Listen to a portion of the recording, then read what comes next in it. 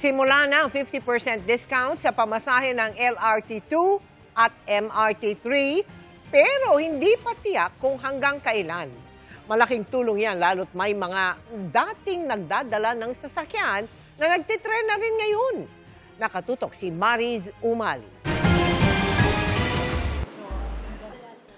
May mga suki ng MRT3 na muntik pang makaiwan ng sukli.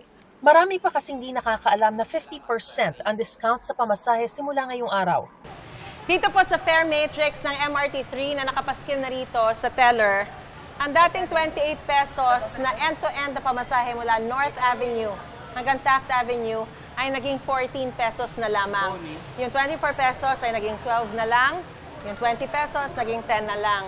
Pinakamababang singil ay 6 pesos. Dahil sa 50% discount, kapantay na ng lahat ng mga estudyante, senior citizen at PWD ang pamasahe ng lahat ng mga karaniwang pasahero.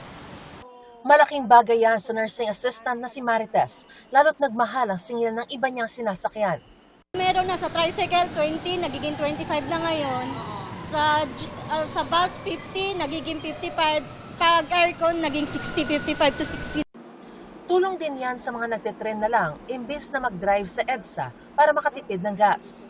From Novaliches to Pasay, 2 araw kulang ang full tank niyan. So ngayon, nag-MRT na kayo?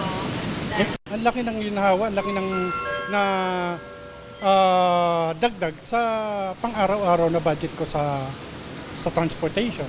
Ang mawawalang kita ng MRT pupunan ng dagdag subsidiya mula sa kaba ng bayan.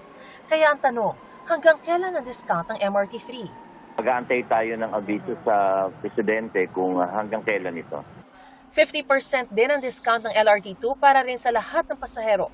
35 million pesos kada buwan ang mababawas sa kita nito na sasaluhin din ng gobyerno. Wala silang kailangang ipakita, pero yung nalilinawin ko yung naka 50% na ngayon, like yung mga estudyante, senior citizen, PWDs, 50% na sila, so wala nang further discount yon. Malaking bagay sa amin yung tipid na yon. For me, it's a good thing po since nagtaas na po talaga yung presyo ng gas. Sa single journey ticket, 8 pesos hanggang 18 pesos depende sa destinasyon, habang sa stored value card o beep card ay mula 6 pesos and 50 centavos hanggang 16 pesos and 50 centavos.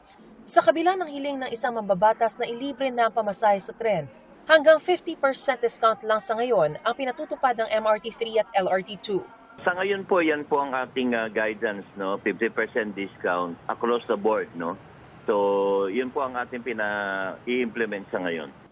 Ang LRT1 naman na pinatatakbo ng isang pribadong kumpanya, wala pang anunsyo kung magkakaroon ng katulad na diskwento.